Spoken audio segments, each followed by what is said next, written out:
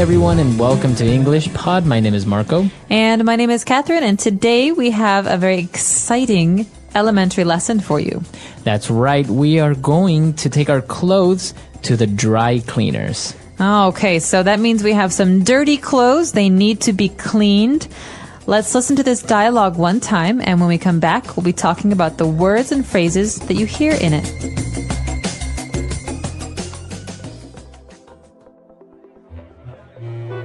Thank God you were open. I have an emergency.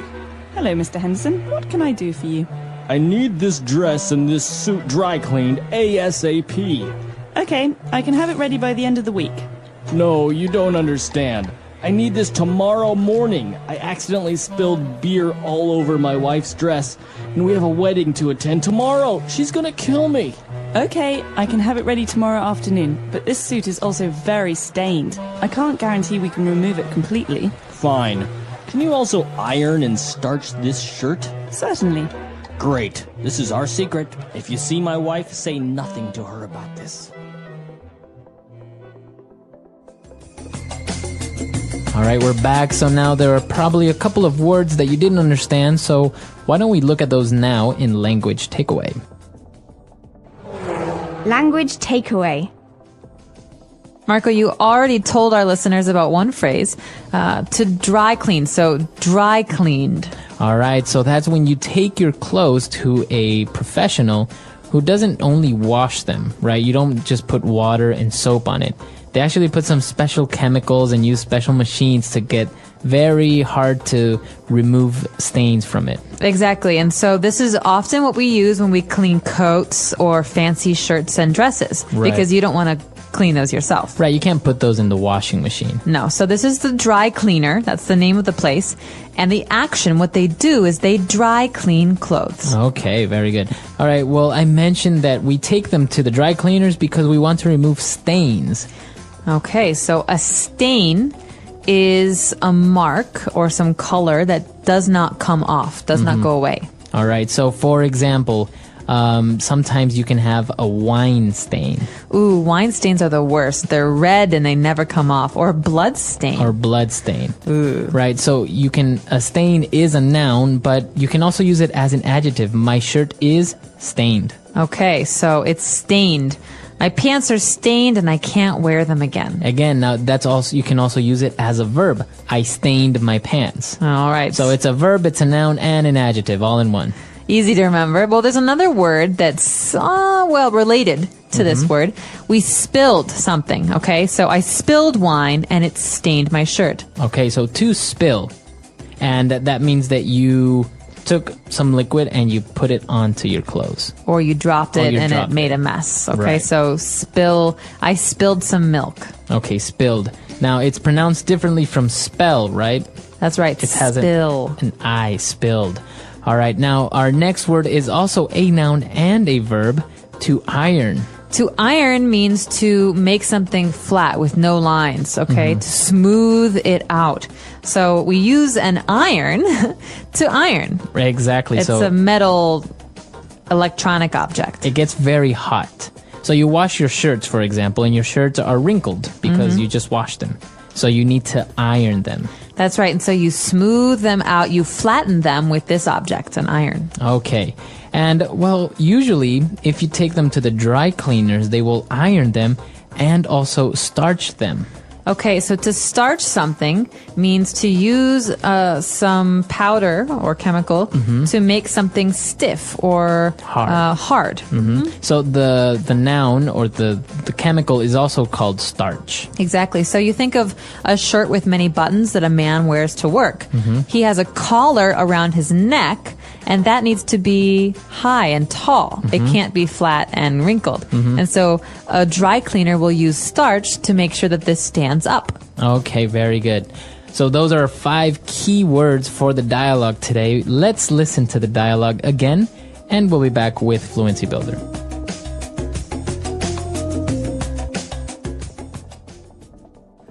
Thank God you were open. I have an emergency.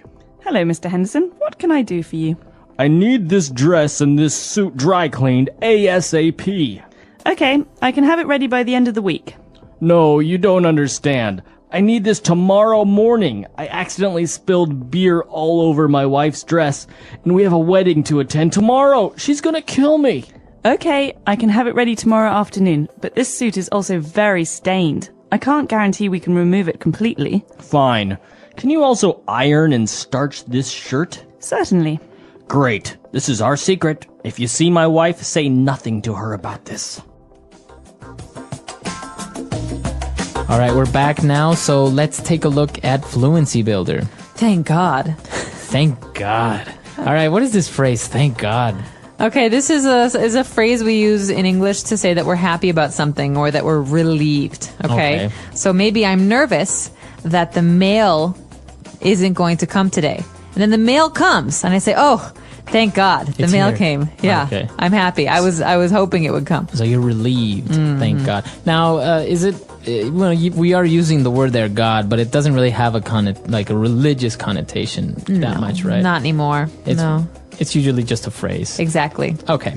Now, what about this acronym ASAP or ASAP? ASAP. So, as soon as possible. Okay. It's an acronym. So the first letter comes from the word. It means as soon as possible, very quickly, right away. You always hear that in an office setting as well. I need those papers ASAP. I need those reports ASAP. Exactly. So you can say it either way, ASAP or ASAP, and it means immediately. Okay. And he said that he needed the suit ASAP, and he said, I can have it ready by the end of the week. Okay, so that might not be fast enough for the client, for the person here who has the stain, but the end of the week is a very, very useful phrase because it means that maybe today's Monday or Tuesday, by Friday or Saturday, we'll have this ready for you. Okay. Because we think of the end of the week as Friday, maybe Thursday, Friday. So I can say the end of the week, or the end of the day, Exactly, the end of the month. or the end of the year. Exactly. So the end of is usually The last. time. So Okay. thank goodness it's the end of the week. I'm ready for my weekend. Very good. Okay. So great phrases there as well. Let's listen to the dialogue for the last time.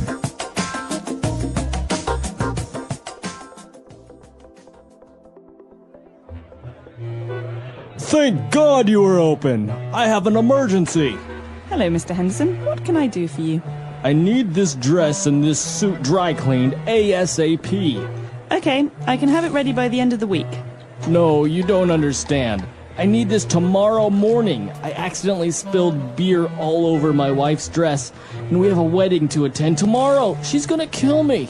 Okay, I can have it ready tomorrow afternoon, but this suit is also very stained. I can't guarantee we can remove it completely. Fine. Can you also iron and starch this shirt? Certainly. Great. This is our secret. If you see my wife, say nothing to her about this.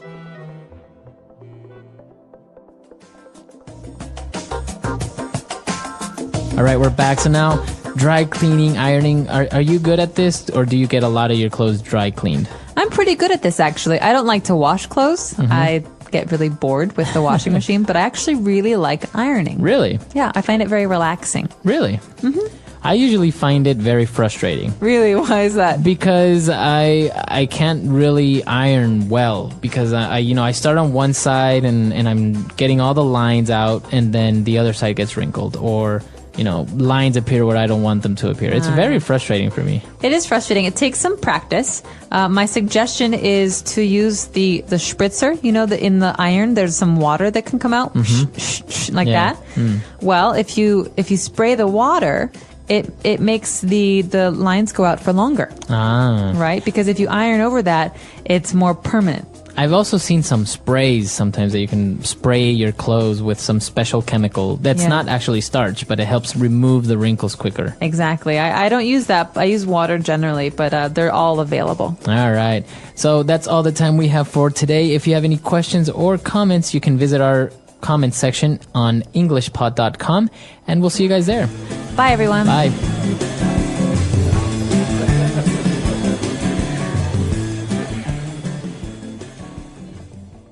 Did you bring your essay draft with you today? Yes, but I'm not sure if it's good enough. What part do you feel needs the most work? The introduction, I think, it feels boring. Introductions are tricky. How do you start it? I wrote, endangered languages are disappearing every day. It's a good fact, but it doesn't grab attention. Can you think of a question or a vivid image instead? Maybe something like, what if the words your grandparents spoke no longer existed? That's better. It's personal and engaging. What's the main point you're trying to make in the essay? That saving endangered languages isn't just about words, it's about culture and identity. Excellent. Do you have examples to support that? Yes, I included a story about the Hawaiian language and how schools helped bring it back. Great example. Did you connect it to your argument? I think so, but I'm not sure if it's clear enough. Let's look at that together. Sometimes a few small tweaks can make a big difference. So, let's start with that story about the Hawaiian language. How did you introduce it? I wrote, in Hawaii, the native language was once on the verge of extinction. That's a good setup. What details do you include next? I explained how schools started immersion programs, and now kids grow up speaking Hawaiian again. That's strong. Do you mention why this revival is significant? Sort of. I said it helps preserve Hawaiian culture, but I didn't go into much detail. Try connecting it to your argument more directly. For example, how does language influence culture? And maybe I could say something like, language carries traditions, stories, and values that can't be fully translated. Exactly. That's a powerful point. Do you have another example like this? Yes, I talked about the Ainu language in Japan. Good choice. How do you present it? I wrote about how only a few speakers are left, but activists are creating apps and classes to teach it to younger generations. That's excellent. Did you compare it to the Hawaiian example? Not really. Should I? Definitely. Highlighting similarities or differences can strengthen your argument. For example, why has one been more successful than the other? Oh, I see. Maybe I could say Hawaiian efforts succeeded because of community support, while the Ainu efforts face more challenges. Perfect. It shows a broader perspective. How do you transition from these examples to your conclusion? I just wrote, these examples show why saving languages is important. That's fine, but you could make it more impactful.